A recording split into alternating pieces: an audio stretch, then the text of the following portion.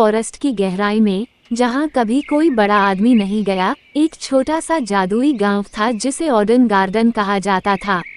यहाँ इंसिजा, कैनाइन और मोलर नाम की 3 छोटी दंत परियां अपने कारखाने में काम में व्यस्त थीं। तीनों दांत परियों का नाम दांतों के प्रकार के आधार पर रखा गया था। इंसिजा लंबा और पतला था और उसके बाल छोटे गुलाबी थे। कैनाइन भी लंबा था और उसके बाल नीले थे और मोलर छोटा, बुद्धिमान था और उसके बाल घुंघराले, चांदी के थे। दिन भर व्यस्त नन्ही परियों ने बच्चों के दूध के दांतों को साफ किया और चमकाया जो उन्होंने रात में एकत्र किए थे। दूध के दांतों का उपयोग ऑडन गार्डन में बहुत उपयोगी चीजें बनाने के लिए किया जाता था, जैसे कि गांव में सड़कें और छोटी परियों के लिए घरों में फर्नीचर। एक दिन इंसिजा को एहसास हुआ कि सफाई कारखाने में आने वाले दांत उतने मजबूत नहीं हैं जितने पहले हुआ करते थे। ओ प्यारे, इंसिजा ने कहा, ये दांत नाजुक और भंगुर होते हैं, जिनमें छेद और काले धब्बे होते हैं। जैसे ही मैं उन्हें अपने कपड़े से चमकाने की कोशिश करता हूँ वे टूट जाते हैं। हमें जो भी करना है। हाँ, कैनाइन ने कहा, मुझे ठीक ठीक पता है कि क्या गड़बड़ है। बच्चे बहुत अधिक मिठाइयाँ खाने लगे हैं और अपने दांतों की बिल्कुल भी देखभाल नहीं कर रहे हैं। मुझे पता है, हम इसे ठीक कर सकते हैं। बुद्धिमान मोलर ने कहा। वो अपने भव्य विचार से काफी उत्साहित लग रही थीं। तीनों परियों ने एक दूसरे की ओर देखा और इंतजार किया जबकि मोलर ने सब कुछ समझाया। हमेशा की तरह यह एक शानदार विचार था। उन तीनों ने बिल्कुल भी समय बर्बाद नहीं किया और सीधे काम पर लग गए। उस रात कैनाइन की बारी थी कि वो उड़कर सोए हुए बच्चों के तकिए के नीचे से सारे दूध के दांत इकट्ठा कर ले। वह सिक्कों का एक थैला, अपने दोपहर के भोजन के लिए कुछ सफ़ेद बेरी सैंडविच और ताश के पत्तों का एक पैकेट लेकर उड़ गई, जिसे तैयार करने में तीनों परियों ने पूरी दोपहर बिताई थी।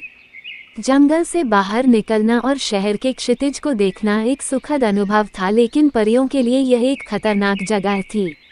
कैनाइन को ये सुनिश्चित करना था कि बड़े लोग उसे कभी न देखें। वह तारों भरे आकाश में उड़ी और अद्भुत शहर को गहरी नींद में सोते हुए देखा। उनका पहला पड़ाव जूनियर नाम का एक युवा लड़का था। इससे पहले रात में जूनियर और उसकी मां ने उसका दूध का दांत तकिए के नीचे रख दिया था। मम्मी ने जूनियर को बिस्तर पर लिटा दिया और उसे दांत परी के बारे में सब बताया, जो उसके दांत के बदले में कुछ पैसे छोड़ देगी। उसने उसे शुभरात्रि चुंबन दिया और उसे सो जाने के लिए छोड़ दिया।